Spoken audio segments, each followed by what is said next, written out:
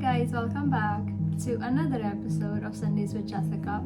So I used to be a terrible listener, and some people might still consider that I am a terrible listener, and I'm really working on changing that.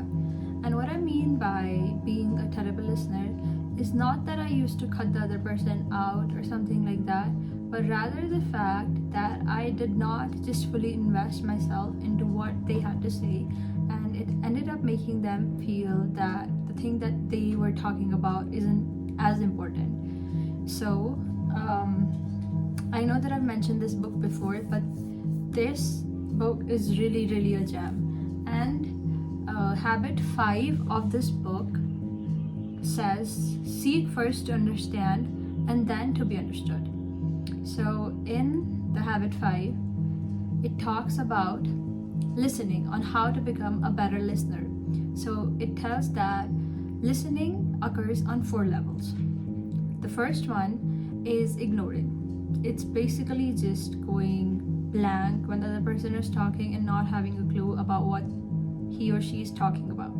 The second one is pretending.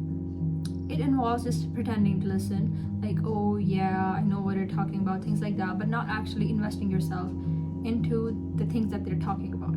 The third one is selective listening. You do not listen to the entirety of what they have to say, but rather focus on parts. And then you repeat those parts to themselves. Oh my god, this happened, things like that. The fourth one is active listening. So in active listening, you do focus on the words, the energy of the words that they're speaking, and the entire context of the situation. But the most powerful of them all is empathetic listening, is the 5th kind. So empathetic listening involves not listening with the intent to reply, but rather with an intent to understand. And true connection lies in empathetic listening. So communication experts tell us that 10% of what we want to communicate is communicated by words. 30% is communicated by the tone, and the rest of the 60% is communicated by the body language. Yet, how often do we truly listen to the whole body? And too frequently, we insert ourselves into another's stories, responding not with understanding, but with our own stories. So, when somebody confides in us, we quickly respond that I've been through this too. But in doing so, you unknowingly shift the focus from their struggle to ours, right? And we respond rather than perceive.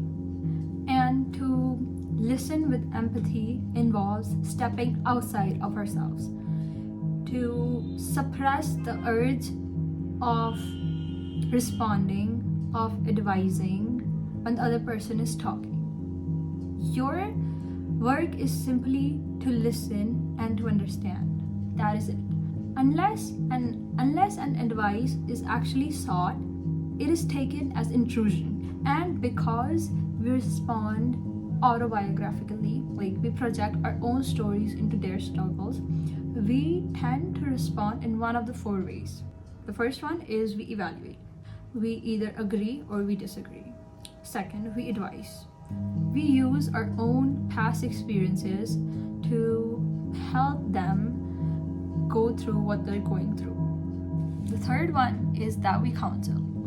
We try to tell them what's right and what's wrong, again, from our own lens. The fourth is that we interpret. We try to analyze the person, we try to analyze the situation and everything like that. But all of this is, again, shifting the focus from their story to ours. What they need you to do is just to listen and not project our own lives into theirs. Because the situation is different. No matter how familiar that it sounds to you, it's different for the other person. Like, okay, consider that I have a friend who isn't, doing well, for an example. And when she is opening up to me about it, my response is that I've been through this too. Of course, anybody would want to punch me in the face. And that is true. And while you may not feel why they did what they did, you have to understand that you cannot make a deposit into the emotional bank account that you do share until and unless the other person perceives it as a deposit too. What may be a deposit for you may be a withdrawal for them. And when you listen with the intent to understand but not to reply, it makes the other person want to open up more to you. It makes them feel heard.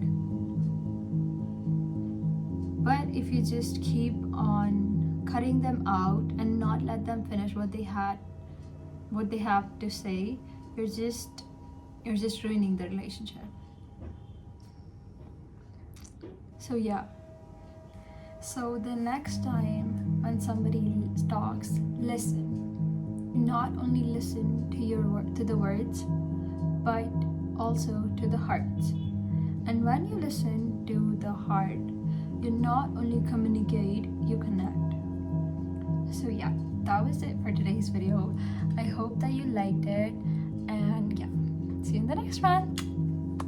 That is what, I don't know what I'm talking about, but I think you get it. I